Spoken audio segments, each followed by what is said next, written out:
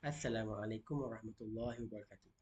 In this video, we, Group 2, will be presenting our findings on retirement zakat and tax planning assessment on the small business owner Cipta Cucuk Corner.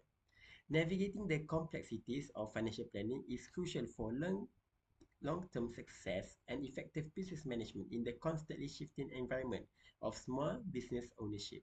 According to Islamic teachings, when owning a business, every person who owns their own income from their small business is required to pay their tax and zakat in order to contribute to the country and provide aid to zakat beneficiaries, the asnaf.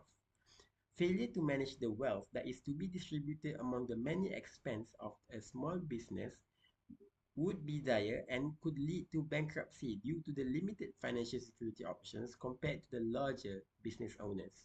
Hence, through our research, we have collected our data and would like to share our findings.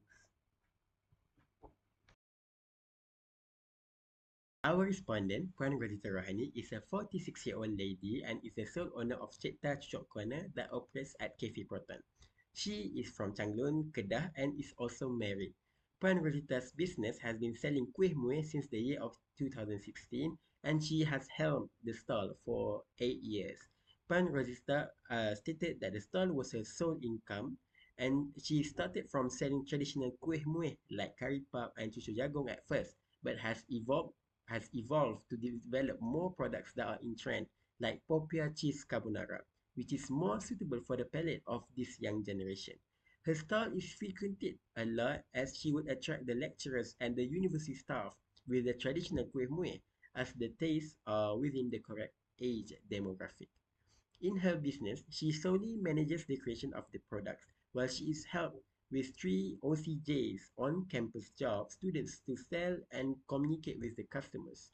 She takes in the students as her part-time workers as she said that she wanted to help give them more pocket money. The stall operates every day starting from 8:30 a.m. to 3 p.m. As with any other food-oriented business, Puan Rosita has stated that her cafe's business income is not fixed as there are periods of time when the students are not available in the campus, such as during mid-sem break, end semester break, and public holiday. However, the average gross income for her business is around RM 800 to 1,000 per day.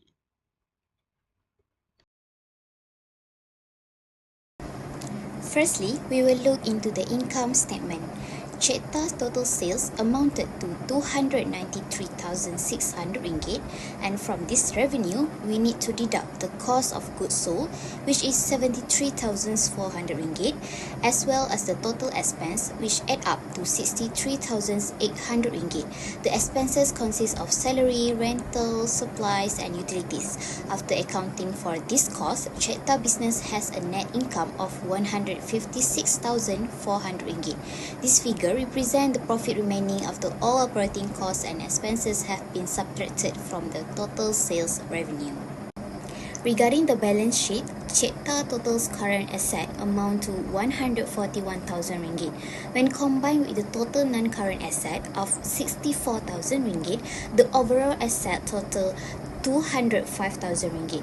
Cipta does not own any land or building since her cafe is rented from UM. With no bank debt, her total liabilities are only RM5,000.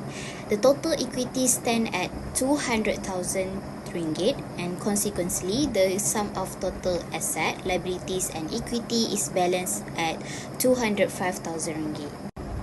Cipta does not pay zakat fitri for herself because her husband takes care of the obligation on her behalf. Rather, she used the money she makes from her business to pay zakat for her business. Cipta paid RM3,050 for her business zakat based on the 2024 NIZAM threshold of RM24,007. The total zakat that Cipta needs to pay, calculated by deducting the total expenses and then multiplying the result by 2.5%, amounts to RM2,350. Cipta needs to pay RM17,885 in taxes for the year after deducting the relief that primarily apply to her since her husband covered the expenses for their children's welfare. Checkta plans to retire comfortably at 48 years old, just 2 years away. She has diverse her saving and investment strategies, including a Takaful insurance policy and a Tabung Haji account, both managed with her husband's support. Checkta consistently saved 2,500 monthly, demonstrating the disciplined financial spending. Her diligent efforts have accumulated 1,900,000 in saving, including in her EPF and Tabung Haji. Overall, her retirement savings are projected to reach 1,083,200, reflecting her commitment by financial independence. By starting early and maintaining consistent saving, Checkta has secured a comfortable and enjoyable retirement. Based on the calculation, Checkta has 2 years remaining until retirement. As she approaches this milestone, her estimated annual last drawn salary is projected to be 178,296. To determine her first year retirement income, it is estimated that she will need 70% of this salary, amounting to 1,24807.20 cents. This reduced income is expected to adequately support her because several expenses and taxes will no longer apply once she retires. According to the calculation, Checkta is anticipated to live until the age of 80. Based on the data from the period life table, this means that she will spend 32 years in retirement. To ensure she has sufficient funds throughout this extensive retirement period, a substantial lump sum is required. It has been calculated that Checkta will need 2,985,388 to provide her with a steady income over these 32 years. This amount is intended to cover her life expenses, healthcare costs, and other financial needs, ensuring that she can maintain her desired lifestyle throughout her retirement. Using the 4% rule, Checkta can estimate a safe annual withdrawal from her retirement saving to ensure longevity.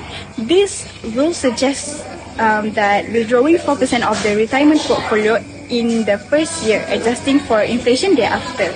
With 2,985,388 in savings, Checkta can withdraw 119,415.52 annually, covering her living expenses for a 32 years retirement. Adjustment for inflation will ensure her saving lasts. For example, with 2% inflation, her second year withdrawal would be 1,21803.83. By adhering to the 4% rule and adjusting for inflation, Checkta can maintain her purchasing power and financial stability, ensuring a secure and comfortable retirement. Assalamualaikum warahmatullahi wabarakatuh. Today I want to discuss about problem and issue of retirement zakat and tax planning. The first issue is inflation. Based on the statement from Rosita Rohaini, who is the owner of the Kuhimun store, one of the main problems faced in increase of the cost of goods and service. According to her, the biggest cost affected by inflation is the operational cost, which include raw material commodities such as flour, oil, sugar, fruits, and so on. The impact increase in price also contribution to increase in the transportation cost for her used vehicle to object stock.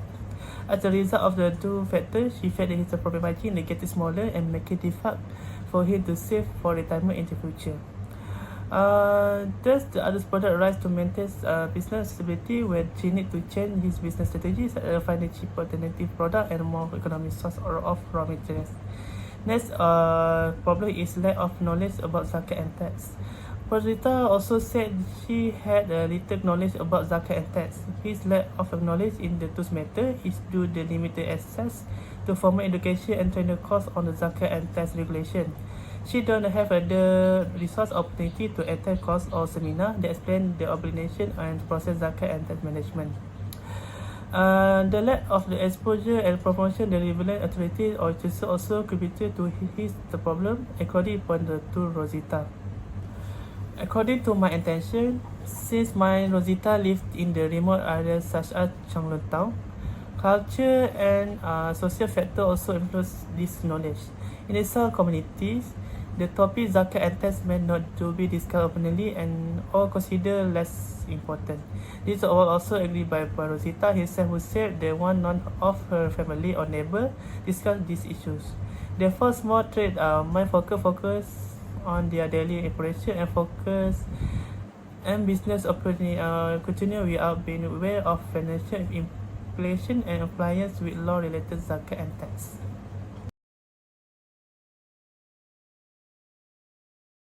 Next, I want to discuss about suggestion of the best practice for retirement zakat and tax planning.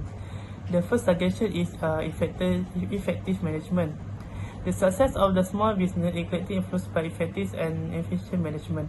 As a result of a NIZAM system, it can reduce the waste time of the time, resource, daily tasks, and can be complete more efficiently and faster, and the employer can focus more strategic tasks and be able to provide good service. For example, good stock management can reduce the risk of the excess of or efficiency inventory, while organized financial management can reduce operating costs and directly increase profit margin.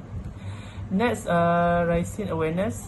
Authorities such as Lembaga Hasil Dalam Negeri (LHDN) and the government needs to work together to help the public, especially small traders, to further expand their knowledge about retirement, tax and zakat. Among the effective suggestions is to create awareness campaign to the community, especially in rural and remote areas. The campaign can be done through a variety of the method, either through carnival, talk, electronic broadcast, press releases, and so on. The content can use the press in the campaign to explain and explore the topic of retirement zakat and tax in a more deep to open knowledge and minds of the community. Thus, the practice is involved can open channel inquiry for the public to the public to ask various questions and question marks. As a result, increase their understanding, can increase the compliance of small traders to perform their zakat and tax payment obligation to prevent from the penalty and fine this legal payment.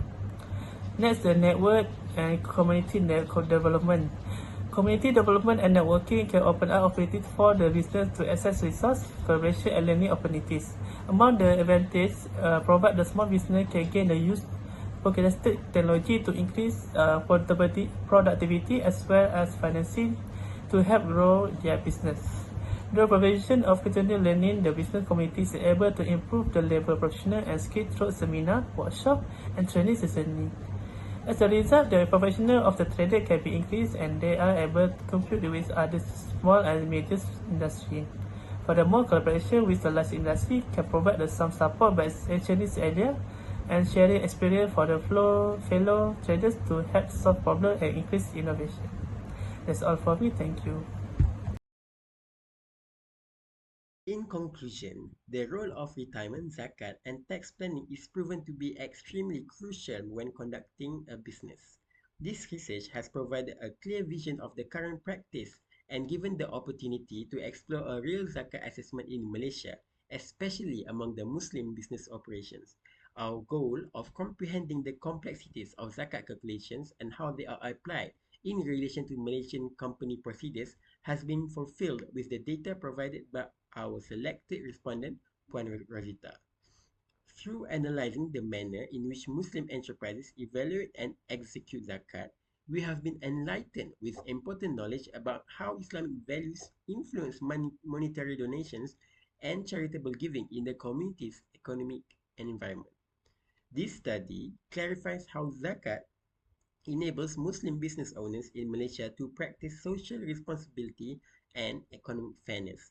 The research benefited both us and the business owner given that it provided us with a true representation of actual practice, whereas the business owner gained knowledge from our study of retirement zakat and tax planning. They will come to understand the zakat evaluation procedure and its significance to their financial habits. Participating in the study may help business owners gain a better understanding of Islamic finance concept and the role of zakat in maintaining social welfare. As we know, as a Muslim, it will be a huge responsibility to us to complete our obligations toward other people as it can purify our wealth in the correct way.